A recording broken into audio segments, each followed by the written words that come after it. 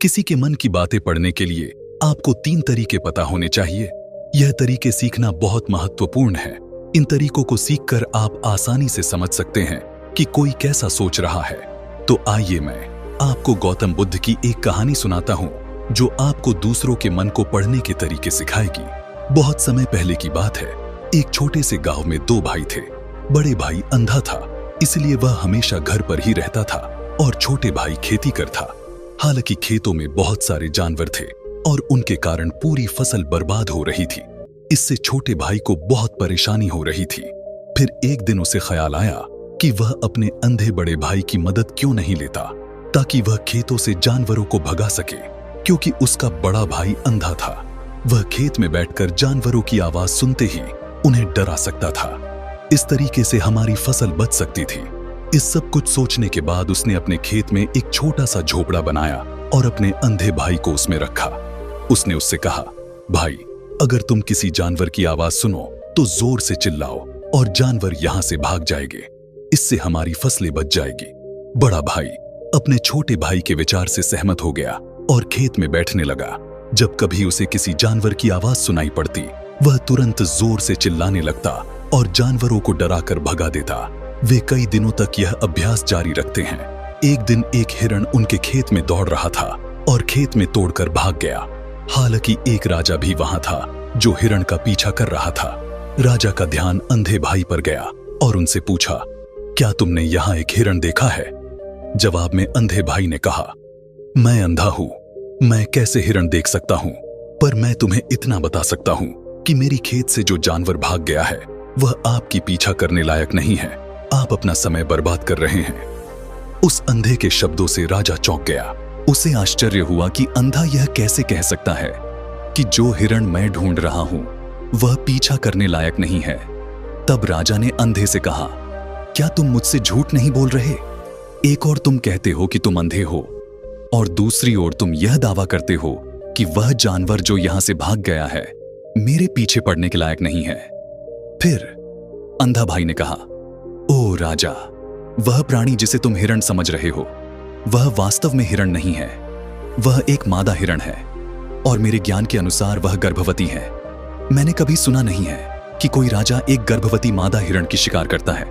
इसलिए मैं ये तुम्हें यह कह रहा हूं कि वह तुम्हारे लायक नहीं है। तुम्हें उसका पीछा करने में अपना समय बर्बाद नहीं करना चाहिए। यह सुनकर राजा और भी हैरान हुआ। उसे समझ में नहीं आया कि अंधा यह कैसे जान सकता है कि वह गर्भवती मादा हिरण है।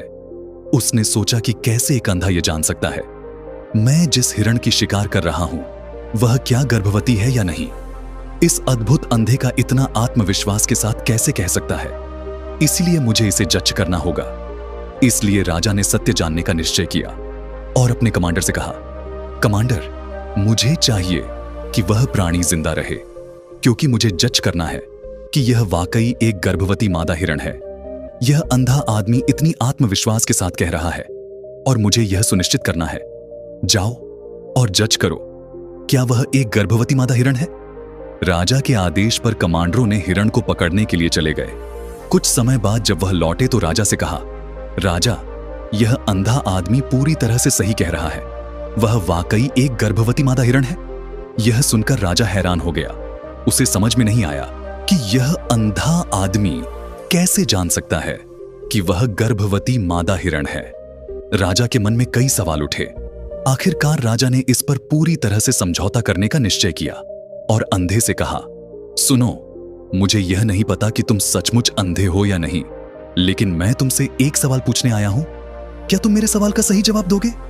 जवाब में अंधे ने कहा, राजा, आप मुझसे जो भी पूछना चाहेंगे मैं आपको सच्चाई से जवाब दूंगा। राजा ने कहा, देखो, एक और तुम कहते हो कि तुम अंधे हो और दूसरी तरफ तुमने मुझे कहा कि मैं जिस जानवर का पीछा कर रहा था तुम कहते हो कि वह गर्भवती मादा हिरण है, और साथ में तुम्हें यह भी पता लगता है तुम्हारे खेतों में जानवर कब आते हैं और कब जाते हैं। तुमने यह सब कैसे अनुमान लगाया? तब अंधे आदमी ने समझाया, सर, जब आप उस मादा हिरण की पीछा कर रहे थे तो उसकी गति और दौड़ते हुए आवाज से ही मुझे पहले से ही समझ आ गया था कि यह हिरण है। और मेरी खेत की बंद काफी छोटी थी, उसकी ऊंचाई ज्यादा नहीं थी। अगर यह सामान्य हिरण होती तो वह आसानी से उस बांध को पार कर सकती थी, लेकिन वह हिरण ने उस बांध को तोड़कर भाग गई थी। और यदि वह बांध पार करने की कोशिश करती तो उसके संतान को खतरा होता। इसलिए मुझे समझ में आ गया कि वह गर्भवती है। इस व्याख्या को सुनकर राजा अंधे के विशेष ज्ञान और कौशल को देखकर चौंके गए। मन की बातों को पढ़ने की कला वह समझता है कि यह व्यक्ति अंधा होने के बावजूद अनोखी जानकारी और क्षमताओं से संपन्न है। राजा इसका लाभ उठाने का निश्चय करता है और अंधे से एक और सवाल पूछता है। राजा कहते हैं, तुम बुद्धिमान हो और तुम्हारी कई बातों की गहरी समझ लगती है।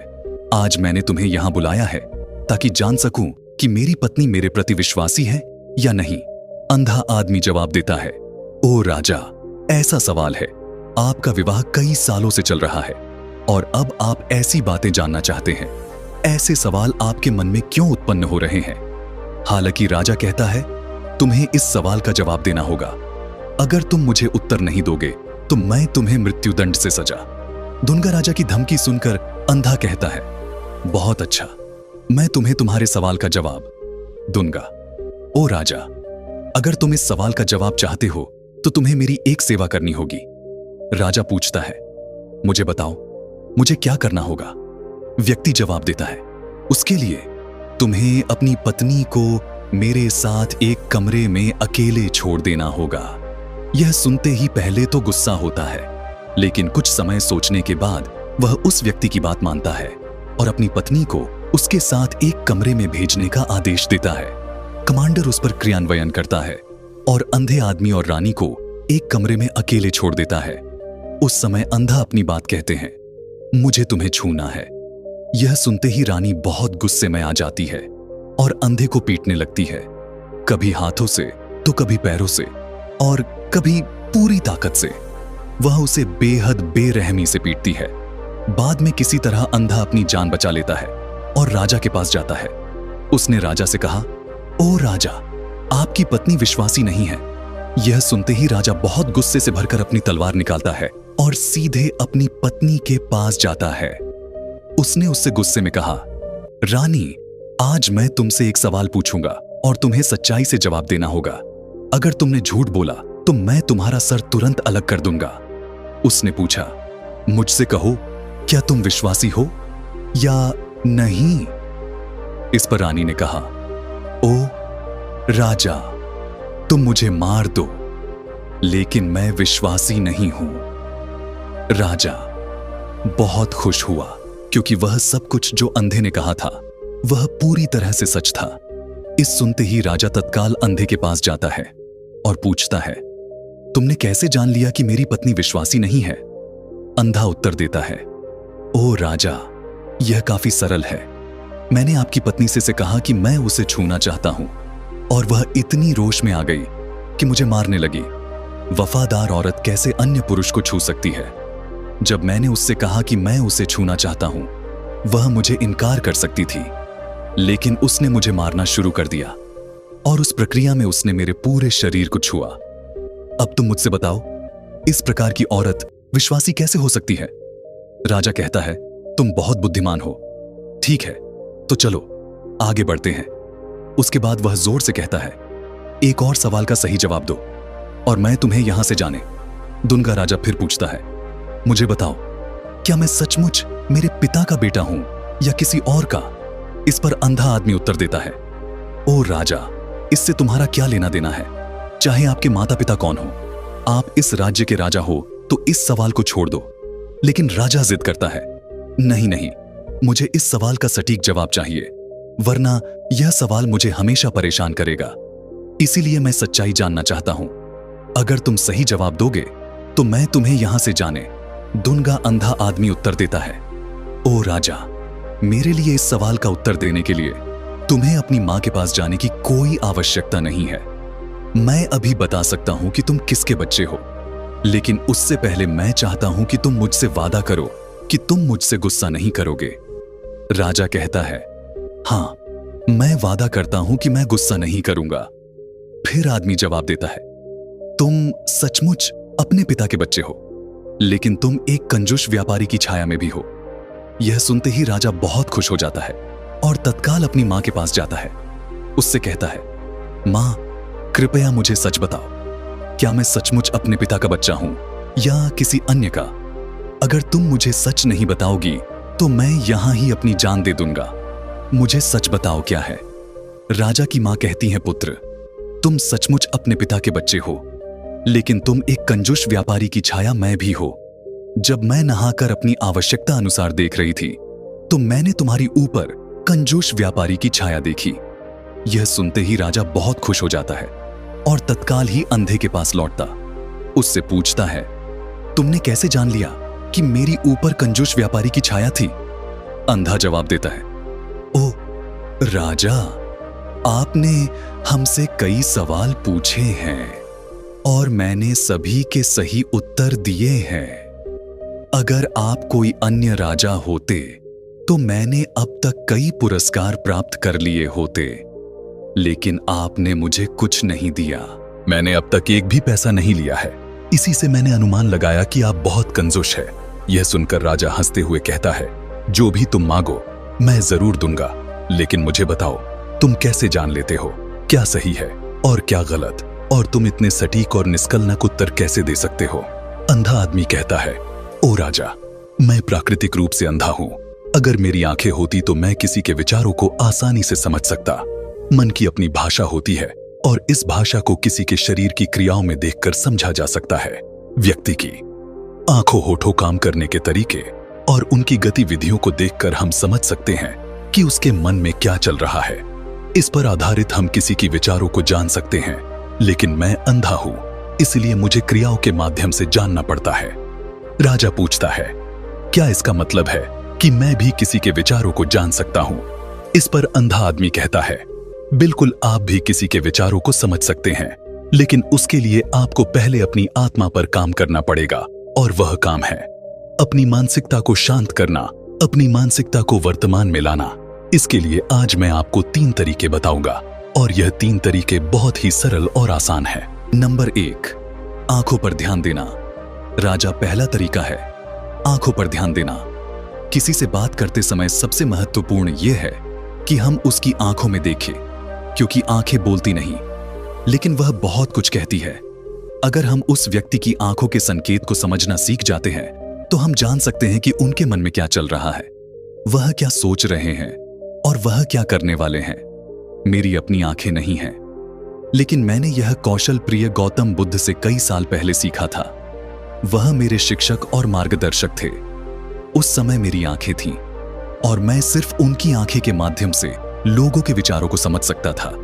इसीलिए अगर आप भी दूसरों के विचार जानना चाहते हैं तो आपको उनकी आंखों पर ध्यान केंद्रित करना चाहिए, जैसे कि उनकी निगाह वह कहां देख रहे हैं और किस दिशा में है। अगर जब आप उनसे बात कर रहे होते हैं उनकी आंखें इधर उधर घूम रही हो तो यह मतलब है कि वे बातचीत से बचने का तरीका ढूंढ रहे हैं और कोई शायद झूठ बोल रहा हो। अगर व्यक्ति सीधे नजर से टकरा रहा है तो यह मतलब है कि उसका डर है कि उनका झूठ प्रकट हो सकता है और लोग सच्चाई को जान लेंगे। लेकिन अगर उनकी आंखें बिना हिले आपको देख रही हैं तो वह शायद ईमानदार हो सकते हैं। नंबर 2, लोगों के कपड़ों पर भी खास ध्यान देना चाहिए। अगर कोई व्यक्ति बहुत भड़कीले कपड़े पहनकर घूमता है तो इसका मतलब है कि वह डरा हुआ है। अगर कोई व्यक्ति रिलैक्स्ड कपड़े पहनता है या फिर बहुत ही कैजुअल कपड़े पहनकर आपसे मिलने आता है तो इसका मतलब है कि वह इस मुलाकात को फ्रेंडली रखना चाहता है और वह एक दोस्त के रूप में मिलने आया है। लेकिन बहुत ज्यादा स्टाइलिश और भड़कीले कपड़े पहनने का मतलब होता है कि सामने वाला व्यक्ति बहुत ही कंफ्यूज है या फिर शो ऑफ करने के लिए आया है। शरीर के पोस्टर पर भी पूरा ध्यान देना चाहिए। सामने वाला व्यक्ति आपके सामने अपने शरीर को किस तरह रख रहा है, इससे पता चलता है कि उसके मन में क्या चल रहा है। अगर कोई व्यक्ति आपसे बात करते हुए अपने पैरों को दूसरी दिशा में घूम लेता है तो इसका मतलब है कि वह जाना चाहता है। इसी के साथ अगर कोई व्यक्ति आपसे बात करते वक्त थोड़ा झुका हुआ है तो इसका मतलब है कि वह आपको सम्मान दे रहा है। अगर सामने वाला व्यक्ति अपने हाथों को फोल्ड कर लेता है या फिर अपने शरीर को सिकुड़ा लेता है तो इसका मतलब है कि वह आपसे खुलकर बात नहीं करना चाहता है और आपसे डर रहा है। नंबर 3, हाथों की इशारों और शरीर की भाषा। आगे बढ़ते हुए व्यक्ति राजा से तीसरी मेथड के बारे में बताते हैं, कहते हुए, ओ राजा। एक और भाषा भी है जो है, वह है हाथों की इशारों और शरीर की भाषा की किसी के विचारों को समझने के लिए हमें हाथों की इशारों और शरीर की भाषा को समझना चाहिए। जब कोई व्यक्ति बातचीत करता है तो आपने देखा होगा कि वह अपने हाथों को हर समय हिलाता रहता है, इशारे करता है। शब्दों के अलावा उनकी शरीर की भाषा भी बड़ी भूमिका निभाती है। वह क्या सोच रहा है यह स्पष्ट करने में ओ राजा, शरीर और हाथ बिना शब्दों के बहुत कुछ कह सकते हैं। यह शब्दों की तरह बातचीत का एक गुप्त तरीका है जहां आप देख सकते हैं कि लोग क्या चाहते हैं और कैसा महसूस कर रहे हैं। वे छोटी छोटी चीजों से जो वे करते हैं, किसी को ध्यान से देखें। जब वह आपसे बात करते समय अपने उंगलियां तेजी से टैप करता है, जब उंगलियां किसी चीज पर तेजी से आवाज करती है, तो यह मतलब हो सकता है कि वह बोर हो रहे हैं, जल्दी में है या बातचीत जल्दी समाप्त करना चाहते हैं। वह क्या सोच रहे हैं? आपने कई महान संतों और ज्ञानी व्यक्तियों को देखा होगा जो आपको शांति से देखते हैं और आपको बता सकते हैं कि आपके मन में क्या चल रहा है, आपने उनसे क्या सीखा है। और इसका सबसे बड़ा कारण यह है कि वे आपको पढ़ सकते हैं, आपको समझ सकते हैं, क्योंकि उनका मन संकेतिक संतिपूर्ण है, इसलिए वह आसानी से आपके विचारों को समझ सकते हैं। मुझे आशा है कि आपने अब तक कहानी का आनंद लिया है और इससे कुछ नया सीखा है। यदि आपने ऐसा किया है तो वीडियो को लाइक और चैनल को सब्सक्राइब जरूर कर देना।